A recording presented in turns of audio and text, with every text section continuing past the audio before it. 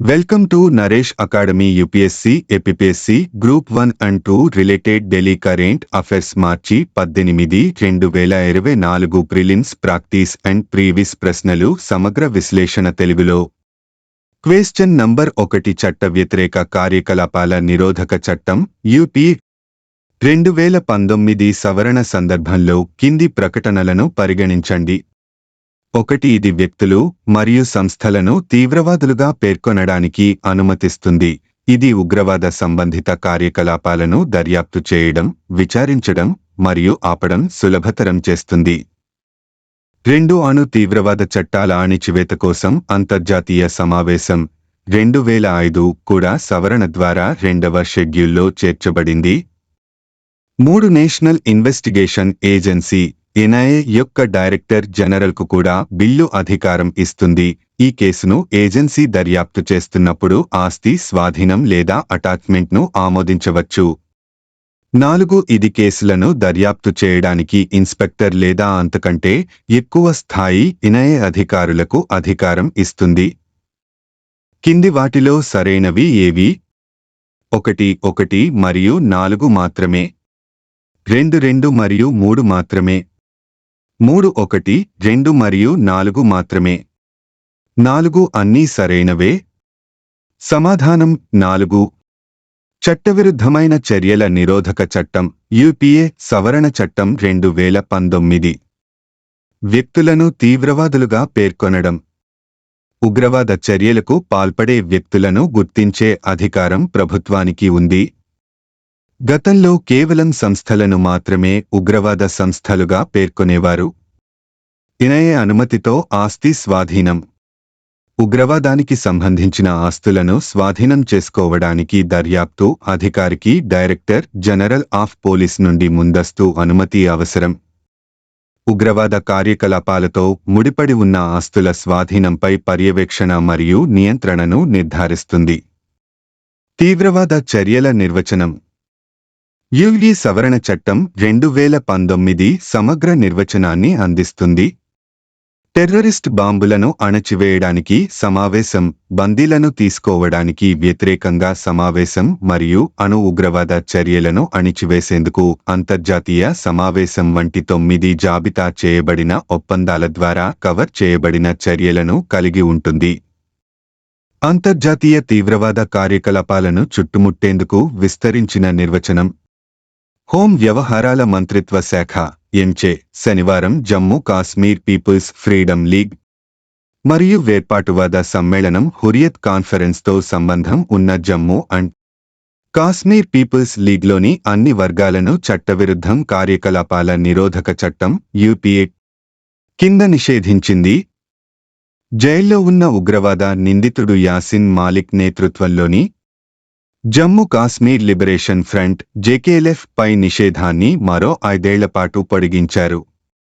Question number 2. Model code of conduct ఎన్నికల ప్రవర్తన నియమావళి అంటే ఏమిటి? సందర్భం. మోడల్ కోడ్ ఆఫ్ కండక్ట్ ఎన్నికల ప్రవర్తన నియమావళి సార్వత్రిక ఎన్నికలు 2024 కొన్ని రాష్ట్రాల అసెంబ్లీల షెడ్యూల్ను కేంద్ర ఎన్నికల సంఘం ప్రకటించనున్న నేపథ్యంలో మోడల్ కోడ్ ఆఫ్ కండక్ట్ ఎన్నికల ప్రవర్తన నియమావళి అమలులోకి వస్తుంది. వివరణ. కేంద్ర ఎన్నికల సంఘం ఎన్నికలను స్వేచ్ఛగా, నిష్పక్షికంగా జరపడానికి రాజకీయ పార్టీలు, అభ్యర్థుల కోసం నిబంధనలను ఏర్పాటు చేసే మోడల్ కోడ్ ఆఫ్ కండక్ట్ను రూపొందించింది. ఇది రాజ్యాంగంలోని ఆర్టికల్ 324కి అనుగుణంగా ఉంది. ఇది పార్లమెంటు మరియు రాష్ట్రాల ఎన్నికలను పర్యవేక్షించడానికి సిఏ అధికారాన్ని ఇస్తుంది. ఎన్నికల షెడ్యూల్ ప్రకటించినప్పటి నుంచి ఫలితాలు వెలువడే వరకు ఇది పనిచేస్తోంది.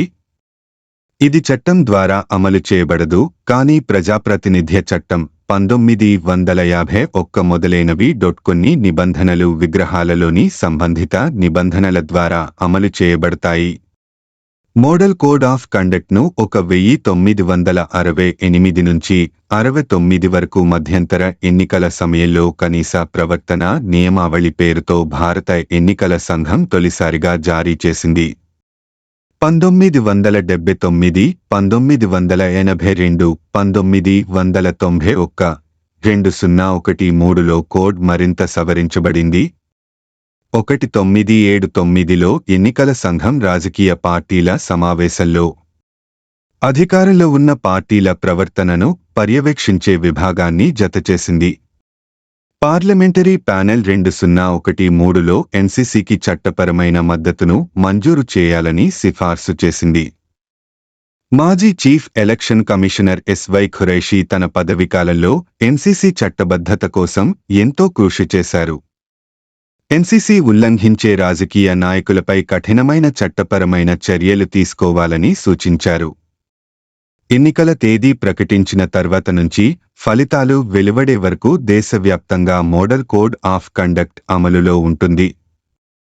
మంత్రులు మరియు ఇతర ప్రభుత్వ అధికారులు ఏ రూపంలోనూ ఆర్థిక గ్రాంట్లు ప్రకటించలేరు. అధికారంలో ఉన్న పార్టీకి అనుకూలంగా ఓటరును ప్రభావితం చేసే ఏ ప్రాజెక్ట్ లేదా స్కీమ్ను ప్రభుత్వం ప్రకటించలేదు. ప్రచార ప్రయోజనాల కోసం మంత్రులు అధికారిక యంత్రాంగాన్ని ఉపయోగించలేరు. అధికారులు మినహా శంకుస్థాపనలు చేయడం లేదా ఏ విధమైన ప్రాజెక్టులు లేదా పథకాలను ప్రారంభించడం వంటి కార్యక్రమాలు వారు చేయలేరు. భారత ఎన్నికల సంఘం ECI model code of conduct MCC యొక్క పరిణామం. కేరళ 1960లో ఎన్సీసీ మొదటిసారిగా రాష్ట్ర అసెంబ్లీ ఎన్నికలలో ప్రవేశపెట్టబడింది. 1974లో ఈసీఐ జిల్లా స్థాయిని ఏర్పాటు చేయాలని ప్రధాన ఎన్నికల అధికారిని ఆదేశించింది. ఎన్సీసీ ఉల్లంఘన స్టాండింగ్ కమిటీ ఆధ్వర్యంలో జిల్లా కలెక్టర్ తనిఖీ చేశారు. 1979లో ఈసీఐ అధికారంలో ఉన్న పార్టీని నియంత్రించడానికి మరియు నిరోధించడానికి ఒక విభాగాన్ని జోడించింది. 2013లో S. Subramaniam Balaji versus state of Tamil Nadu కేసులో సుప్రీంకోర్టు ఎన్నికలకు సంబంధించి మార్గదర్శకాలను చేర్చాలని ఈసీని ఆదేశించింది. Question number 3.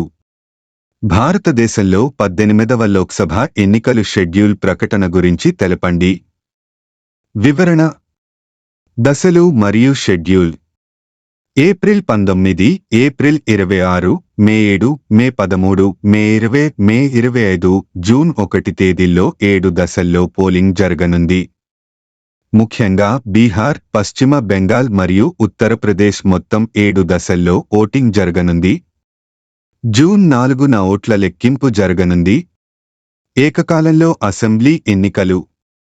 లోక్సభ ఎన్నికలతో పాటు ఆంధ్రప్రదేశ్, ఒడిశా, సిక్కిం, అరుణాచల్ ప్రదేశ్లలో అసెంబ్లీ ఎన్నికలు జరగనున్నాయి. లోక్సభ ఎన్నికల యొక్క వివిధ దశలతో సమానంగా ప్రతి రాష్ట్రం అసెంబ్లీ ఎన్నికలకు ప్రత్యేకమైన షెడ్యూల్ను కలిగి ఉంటుంది. ఎన్నికల స్వరూపం. మొత్తం ఓటర్లు 96.88 కోట్ల మంది పురుషులు, 49.7 కోట్లు మహిళలు, 47.1 కోట్లు. ట్రాన్స్ జెండర్లు 48,000 మంది. 85 ఏళ్లు దాటిన ఓటర్లు 82 లక్షలు. 20 నుంచి 29 వరకు మధ్య వయసున్న ఓటర్లు 19.74 కోట్లు. 18-19 మధ్య వయసున్న ఓటర్లు 18 కోట్లు. శతాధిక వయస్కులు 2.18 లక్షలు. ఈవీఎంలు 55 లక్షలు. పోలింగ్ కేంద్రాలు 10.5 లక్షలు. పోలింగ్ అధికారులు, భద్రతా సిబ్బంది 1.5 కోట్లు. స్వతంత్ర భారతంలో 1951-52లో తొలి పార్లమెంటు ఎన్నికల తర్వాత అత్యంత సుదీర్ఘ కాలం సాగనున్నవి ఇవే. Question number 4.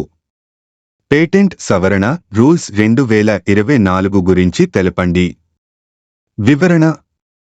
భారతీయ పేటెంట్ కార్యాలయం పేటెంట్ సవరణ రూల్స్ 2024ని మార్చి 16, 2024న తన అధికారిక వెబ్సైట్లో ప్రచురించింది. పునరుద్ధరించబడిన నిబంధనల యొక్క కొన్ని ముఖ్యమైన లక్షణాలు క్రింది విధంగా ఉన్నాయి. పేటెంట్ పొందిన ఆవిష్కరణలో ఆవిష్కర్తల సహకారాన్ని గుర్తించడానికి కొత్త సర్టిఫికేట్ ఆఫ్ ఇన్వెంటర్షిప్ కోసం ప్రత్యేక నిబంధన ప్రవేశపెట్టబడింది.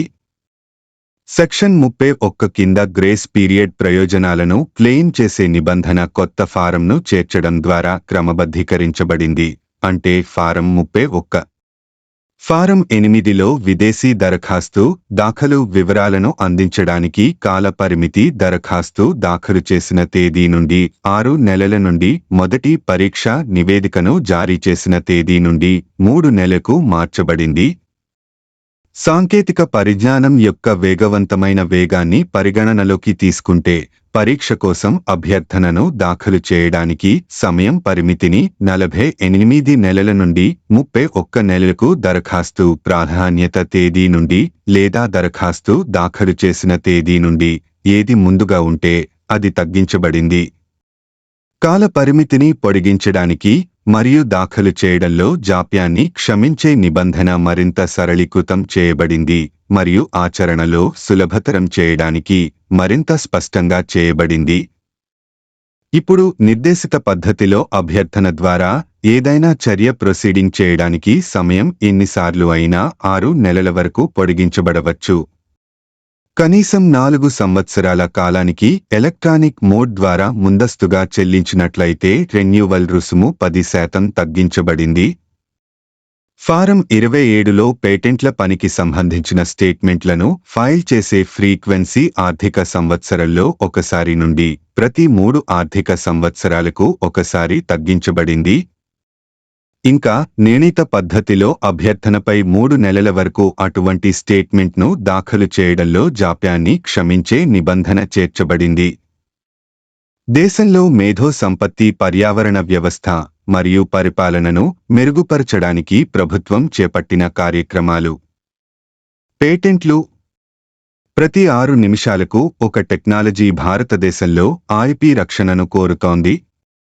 2023లో ఆల్ టైమ్ అత్యధికంగా 90,300 పేటెంట్ దరఖాస్తులు వచ్చాయి. పేటెంట్ కార్యాలయం గత 1 సంవత్సరంలో మార్చి నుండి మార్చి వరకు 1,00,000కు పైగా పేటెంట్లను మంజూరు చేసింది. ప్రతి పనిదినం 250 పేటెంట్లు మంజూరు చేయబడ్డాయి. భౌగోళిక సూచనలు. జియోగ్రాఫికల్ ఇండికేషన్ జిఐ రిజిస్ట్రేషన్లలో చెప్పుకోదగ్గ పెరుగుదల ఉంది. గత సంవత్సరంతో పోలిస్తే 3 రెట్లు పెరిగింది. ఇప్పటి వరకు భారతదేశంలో 573లు నమోదు చేయబడ్డాయి. 2023-24లో 98 కొత్తలు నమోదు చేయబడ్డాయి మరియు మార్చి 31, 2024 నాటికి మరో 62 నమోదు చేయబడతాయి. అదనంగా 11,621 అధికృత వినియోగదారులు నమోదు చేయబడ్డారు మరియు మార్చి 31, 2024 నాటికి అదనంగా 2,575 మంది వినియోగదారులు నమోదు చేయబడ్డారు. కాపీరైట్. 2023 నుంచి 24 వరకు ఆర్థిక సంవత్సరంలో రికార్డు స్థాయిలో కాపీరైట్ రిజిస్ట్రేషన్లు జరిగాయి. మొత్తం 36,378. తద్వారా సృజనాత్మక రంగంలోని విస్తారమైన సామర్థ్యాన్ని నొక్కిచెప్పింది. సృజనాత్మక పరిశ్రమలో కాపీరైట్ యొక్క వ్యూహాత్మక పాత్ర గురించి అవగాహనను మరింత ప్రోత్సహించడానికి చర్యలు ప్రణాళిక చేయబడ్డాయి. రూపకల్పన. 2023 నుంచి 24 వరకు ఆర్థిక సంవత్సరంలో ఇప్పటి వరకు అత్యధిక సంఖ్యలో డిజైన్ రిజిస్ట్రేషన్లు నమోదయ్యాయి. మొత్తం 27,819. 30,450 దరఖాస్తుల తుది పరిష్కారంతో పాటుగా నమోదయ్యాయి. జేకేఎస్సీఆర్టీ మరియు ఇండియన్ ఐపీ ఆఫీస్ సంయుక్తంగా నిర్వహించిన టాయ్కాథాన్లో 1.25 లక్షల మంది విద్యార్థులు పాల్గొన్నారు. ఈవెంట్ ద్వారా అందుకున్న జెకే స్కూల్ విద్యార్థుల 115 నవల డిజైన్లు నమోదు చేయబడ్డాయి. Trade marks. Trade marks registry trademark దరఖాస్తును స్వీకరించిన 30 రోజులలోపు పరీక్షా నివేదికను జారీ చేయడానికి పూర్తిగా కట్టుబడి ఉంది. రిజిస్ట్రీ సాధ్యమైనంత తక్కువ సమయంలో ట్రేడ్మార్క్ రక్షణను అందిస్తోంది. Question number 5. Is Kolkata anti piracy operations గురించి తెలపండి.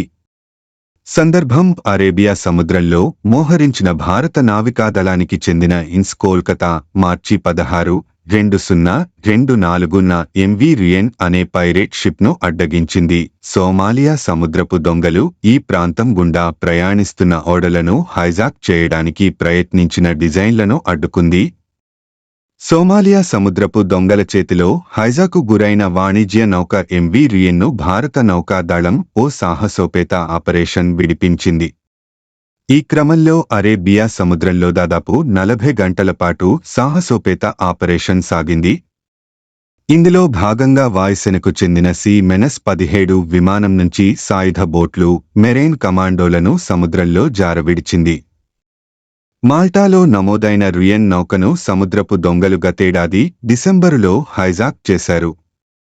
ఇతర దేశాల నౌకలను దోచుకునేందుకు దానిని ఉపయోగిస్తున్నారని భారత నౌకాదళం గుర్తించింది. దానిని రక్షించేందుకు ఐఎన్ఎస్ కోల్కతా, ఐఎన్ఎస్ సుభద్రలతో పాటు సీ గార్డియన్ డ్రోన్లను మోహరించింది. ఆపరేషన్లో భాగంగా భారత తీరానికి దాదాపు 2600 కిలోమీటర్ల దూరంలో వాయుసేన తన C-17 రవాణా విమానం ద్వారా 2 చిన్నపాటి సాయుధ బోట్లను ఖచ్చితమైన ప్రదేశంలో జారవిడిచింది. మెరైన్ కమాండోలు కిందికి దిగి దొంగల ఆట కట్టించారు. మొత్తం 17 మంది బందీలను విడిపించి 35 మంది సముద్రపు దొంగలను అదుపులోకి తీసుకున్నారు. ₹8 కోట్లకు పైగా విలువైన 37,800 టన్నుల సామగ్రితో కూడిన రియన్ను భారత్ తీరానికి తీసుకొస్తామని నేవీ తెలిపింది. వైమానిక నౌకాదళాల ఉమ్మడి కార్యాచరణ శక్తి సామర్థ్యాలను ఈ ఆపరేషన్ చాటిందని పేర్కొంది. అంతర్జాతీయ జలాల్లో శాంతిని పరిరక్షణ, దోపిడీలను అడ్డుకోవడంలో భారత బలగాల నిబద్ధతకు ఇది నిదర్శనమని తెలిపింది. Question number 6. పివి నరసింహారావు స్మారక అవార్డు ఎవరికి లభించింది? జవాబు: టాటా సన్స్ మాజీ చైర్మన్ రతన్ టాటాకు. వివరణ: టాటా సన్స్ మాజీ చైర్మన్ రతన్ టాటాకు ప్రతిష్టాత్మక పివి నరసింహారావు స్మారక అవార్డు లభించింది. విశిష్టమైన దాతృత్వ సేవలకు గాను ఆయనకు ఈ అవార్డు లభించింది. అవార్డు ప్రదానోత్సవం మార్చి 15, 2024న ముంబైలో జరిగింది. రతన్ టాటా దాతృత్వ రంగంలో ఆయన చేసిన విశేషమైన మరియు అవిశ్రాంత ప్రయత్నాలకు గుర్తింపు పొందారు. అతని రచనలు దేశవ్యాప్తంగా అనేక సంఘాలను సానుకూలంగా ప్రభావితం చేశాయి. అవార్డు గురించి: పివి నరసింహారావు స్మారక అవార్డు భారత మాజీ ప్రధాని పేరు మీద ఉంది. సాంఘిక సంక్షేమం మరియు మానవతా కారణాల పట్ల అసాధారణమైన అంకితభావాన్ని ప్రదర్శించిన వ్యక్తులకు ఇది గుర్తింపు పురస్కారం. క్వశ్చన్ నంబర్ 7 అంటే Prasar Bharati shared audio visuals for broadcast and dissemination ఏమిటి? సందర్భం: కేంద్ర సమాచార మరియు ప్రసార శాఖ మంత్రి అనురాగ్ సింగ్ ఠాకూర్ని ప్రారంభించారు. ప్రసార భారతి యొక్క వార్తల భాగస్వామ్య సేవ మరియు మార్చి 13, 2024న డిడి న్యూస్ మరియు ఆకాశవాణి వార్తల యొక్క పునరుద్ధరించబడిన వెబ్సైట్లు, షేడ్ ఫీడ్లను వివిధ ప్రాంతాలలో కస్టమైజ్ చేసిన కథనానికి ఉపయోగించవచ్చు. కార్యాలయ ఫెరెంట్ ప్లాట్ఫారంలు. పరిచయ ఆఫర్గా సేవలు ఉచితంగా లభిస్తాయి మరియు చిన్న వార్తాపత్రికలు, టీవీ ఛానళ్లు మరియు డిజిటల్ పోర్టళ్లకు విపరీతంగా సహాయపడతాయి. వివరణ: పీబీ శబ్ద గురించి Prasar Bharati shared audio visuals for broadcast and dissemination. PB Shabd ప్రసార భారతి ప్రసార మరియు వ్యాప్తి కోసం shared audio visuals PB Shabd platform media landscape నుండి చందాదారులకు వీడియో, ఆడియో, టెక్స్ట్, ఫోటో మరియు ఇతర ఫార్మాట్లలో రోజువారీ వార్తల ఫీడ్లను అందించడానికి రూపొందించబడింది. ఇది ప్రసార భారతి రిపోర్టర్లు, కరస్పాండెంట్లు మరియు స్ట్రింగర్ల యొక్క విస్తారమైన నెట్వర్క్ ద్వారా ఆధారితమైనది. ఈ సేవ మీకు దేశంలోని వివిధ ప్రాంతాల నుండి తాజా వార్తలను అందిస్తుంది. ఇది అన్ని సంస్థలకు వార్తల కంటెంట్కు ఒకే పాయింట్ సోర్స్ అవుతుంది. శబ్ద సేవ మొదటి సంవత్సరానికి పరిచయ ఆఫర్గా ఉచితంగా అందించబడుతోంది మరియు 50 కేటగిరీలలోని అన్ని ప్రధాన భారతీయ భాషల్లో వార్తా కథనాలను అందిస్తుంది. భాగస్వామ్య ఫీడ్లను వివిధ ప్లాట్ఫారంలలో అనుకూలీకరించిన కథనానికి ఉపయోగించవచ్చు. పరిచయ ఆఫర్గా సేవలు ఉచితంగా లభిస్తాయి మరియు చిన్న వార్తాపత్రికలు, టీవీ ఛానళ్లు మరియు డిజిటల్ పోర్టళ్లకు విపరీతంగా సహాయపడతాయి. ప్రసార భారతి అంటే ఏమిటి? ఇది దేశంలోని పబ్లిక్ సర్వీస్ బ్రాడ్కాస్టర్. ఇది ప్రసార భారతి చట్టం ప్రకారం 1997లో స్థాపించబడిన చట్టబద్ధమైన స్వయం ప్రతిపత్తి కలిగిన సంస్థ. లక్ష్యం ప్రజలకు తెలియజేయడానికి మరియు వినోదాన్ని అందించడానికి ఉద్దేశించిన పబ్లిక్ ప్రసార సేవలను నిర్వహించడం. ఇది దూరదర్శన్ టెలివిజన్ నెట్వర్క్ మరియు ఆల్ ఇండియా రేడియోలను కలిగి ఉంది. ఇవి గతంలో సమాచార మరియు ప్రసార మంత్రిత్వ శాఖ యొక్క మీడియా యూనిట్లుగా ఉన్నాయి. ప్రధాన కార్యాలయం న్యూఢిల్లీ. క్వశ్చన్ నంబర్ 8 పంజాబ్లోని లూథియానాలో జరిగిన 39వ Indian council of agricultural research ACR జాతీయ వార్షిక సదస్సులో జాతీయ స్థాయిలో ఎన్నోవ స్థానంలో నిలిచిన అనకాపల్లి ప్రాంతీయ వ్యవసాయ పరిశోధనా కేంద్రం నిలిచింది? జవాబు 3వ స్థానంలో. అనకాపల్లి ప్రాంతీయ వ్యవసాయ పరిశోధనా కేంద్రానికి RARS అరుదైన గౌరవం దక్కింది. Post harvesting engineering and technology విభాగంలో అత్యుత్తమ పరిశోధనలు చేసినందుకు గాను జాతీయ స్థాయిలో RARS నిలిచింది. వరుసగా 2 ఏళ్లు ఈ అవార్డును సొంతం చేసుకున్న సంస్థగా నిలిచింది. RARS associate director of research PVK Jagannatharao, principal scientist P. Sridevi ఈ అవార్డును అందుకున్నారు. అత్యుత్తమ పరిశోధనలు చేసినందుకు గాను 2021-22లో 2వ స్థానంలో నిలవగా 2023-24లో 3వ స్థానంలో నిలిచింది. ఒకే ఏడాది 2 పేటెంట్ హక్కుల కోసం దరఖాస్తు చేయడంతో పాటు 4 ప్రాసెస్ టెక్నాలజీలను అభివృద్ధి చేయడం, 2 అత్యాధునిక యంత్ర పరికరాలను అభివృద్ధి చేయడం, ఇంక్యుబేషన్ సెంటర్ ఏర్పాటు వంటి కార్యక్రమాలు చేసినందుకుగాను ఈ అవార్డు లభించింది. వ్యక్తిగత కేటగిరీలో PVK జగన్నాథరావుకు fellow of Indian society of agriculture engineering విభాగంలో ఫెలోషిప్ అవార్డు సొంతం చేసుకున్నారు. 5 ఏళ్లలో వరుసగా బెల్లం పొడి తయారీ విధానంపై 2021లో బెల్లం పొడి తయారీకి ఉపయోగించే అత్యాధునిక యంత్ర పరికరాల ఆవిష్కరణలపై 2022లో పూతరేకుల తయారీ యంత్రం రూపకల్పనపై 2023లో వరుసగా 3 సార్లు పేటెంట్ పొందింది. యూనివర్సిటీ పరిధిలో అత్యధిక పేటెంట్ హక్కులు పొందిన కేంద్రంగా RARS గుర్తింపు పొందింది. క్వశ్చన్ నంబర్ 9 భారతదేశంలోని కింది సంస్థలను పరిగణించండి. 1 జాతీయ వెనుకబడిన తరగతుల కమిషన్, 2 జాతీయ మానవ హక్కుల కమిషన్, 3 నేషనల్ లా కమిషన్, 4 జాతీయ వినియోగదారుల వివాదాల పరిష్కార కమిషన్. పైన పేర్కొన్న వాటిలో ఎన్ని రాజ్యాంగ సంస్థలు? A 1 మాత్రమే, B 2 జతలు మాత్రమే, C కేవలం 3, D 4. సరైన సమాధానం A. వివరణ: జాతీయ వెనుకబడిన తరగతుల కమిషన్ NCBC. జాతీయ వెనుకబడిన తరగతుల కమిషన్ చట్టం 1993 ద్వారా కేంద్ర ప్రభుత్వం మొదటగా ఏర్పాటు చేయబడింది. ప్రస్తుత కమిషన్ 8వ రాజ్యాంగ హోదా కల్పించి ఏర్పాటు చేయబడింది. రాజ్యాంగం 102వ సవరణ చట్టం 2018 చట్టం ద్వారా ఆర్టికల్ 338B చేర్చబడింది. సామాజికంగా మరియు విద్యాపరంగా వెనుకబడిన తరగతుల కోసం జాతీయ వెనుకబడిన తరగతుల కమిషన్గా పిలువబడే కమిషన్ను ఏర్పాటు చేసింది. కాబట్టి పాయింట్ 1 సరైనది. జాతీయ మానవ హక్కుల కమిషన్. భారత జాతీయ మానవ హక్కుల కమిషన్ NHRC అక్టోబర్ 1993 12న స్థాపించబడింది. ఇది స్థాపించబడిన శాసనం మానవ హక్కుల పరిరక్షణ చట్టం PCRA 1993 మానవ హక్కుల పరిరక్షణ సవరణ చట్టం 2006 ద్వారా సవరించబడింది. కాబట్టి పాయింట్ 2 సరైనది కాదు. National law commission. Law commission of India ఒక చట్టబద్ధత లేని సంస్థ మరియు ఇది భారత ప్రభుత్వం, న్యాయ మరియు న్యాయ మంత్రిత్వ శాఖ, న్యాయ వ్యవహారాల శాఖ యొక్క నోటిఫికేషన్ ద్వారా ఖచ్చితమైన నిబంధనలతో ఏర్పాటు చేయబడింది. న్యాయ రంగంలో పరిశోధన చేసేందుకు సూచన మరియు కమిషన్ సిఫార్సులు చేస్తుంది. ప్రభుత్వం నివేదికల రూపంలో దాని నిబంధనల ప్రకారం. కాబట్టి పాయింట్ 3 సరైనది కాదు. జాతీయ వినియోగదారుల వివాదాల పరిష్కార commission NCDRC, national consumer disputes redressal commission NCDRC, భారతదేశంలో పాక్షిక న్యాయ కమిషన్.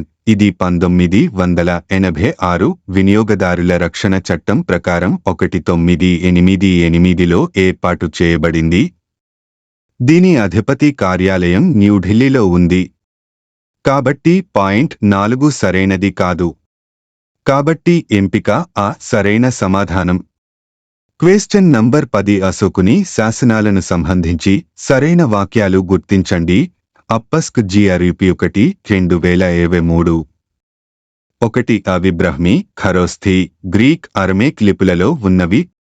2 రాజు పేరు అశోకుడని మాస్కి గుజ్జర శానాల్లో మాత్రమే పేర్కొనబడింది. 3 13వ శిలాశాసనంలో 5 సమకాలీన గ్రీకు పాలకుల పేర్లు పేర్కొనబడ్డాయి. 4 5వ శిలాశాసనాల్లో అన్నదమ్ముల మధ్య జరిగిన వారసత్వ యుద్ధాలు పేర్కొనబడ్డాయి. 1 2 మరియు 3 మాత్రమే. 2 2 3 మరియు 4 మాత్రమే. 3 3 మరియు 4 మాత్రమే. 4 2 మరియు 4 మాత్రమే. జవాబు బి. వివరణ: భారతదేశంలోని మధ్య మరియు తూర్పు భాగంలో లభించిన శాసనాలు బ్రాహ్మీ లిపిని ఉపయోగించి మాగధి ప్రాకృతంలో వ్రాయబడ్డాయి. అయితే ఖరోష్ఠీ లిపిని ఉపయోగించి ప్రాకృతం, వాయువ్యంలో గ్రీకు మరియు అరామిక్ ఉపయోగించబడ్డాయి. ఈ శాసనాలను బ్రిటిష్ పురావస్తు శాస్త్రవేత్త మరియు చరిత్రకారుడు జేమ్స్ ప్రిన్సెప్ అర్థం చేసుకున్నారు. కాబట్టి స్టేట్మెంట్ 1 సరైనది. మాస్కి రాయచూర్, కర్ణాటక వద్ద ఉన్న శాసనంలో దేవన్ ప్రియం మరియు ప్రియదర్శి ఈ బిరుదులతో పాటు అశోకుని పేరు కూడా ఉంది. గుజర్రా రాతి శాసనం, దాటియా జిల్లా, మధ్యప్రదేశ్ అశోకుడిని దేవనాంపియ పేదాసి అశోకరాజా అని పేర్కొంది. కాబట్టి స్టేట్మెంట్ 2 సరైనది. 13వ శిలాశాసనంలో 5 సమకాలీన గ్రీకు పాలకుల పేర్లు పేర్కొనబడ్డాయి. గ్రీకు రాజులు సిరియాకు చెందిన ఆంటియోకస్, అంటియోకో, ఈజిప్ట్కు చెందిన టోలెమీ, తురామాయే, మాగాస్ ఆఫ్ సైరెన్, మకా, ఆంటిగోనస్ ఆఫ్ మాసిడోన్, అంతికిని, ఎపిరస్కు చెందిన అలెగ్జాండర్, అలికాసుదారో పై అశోకుని ధమ్మ విజయాన్ని ప్రస్తావిస్తుంది. కాబట్టి స్టేట్మెంట్ 3 సరైనది.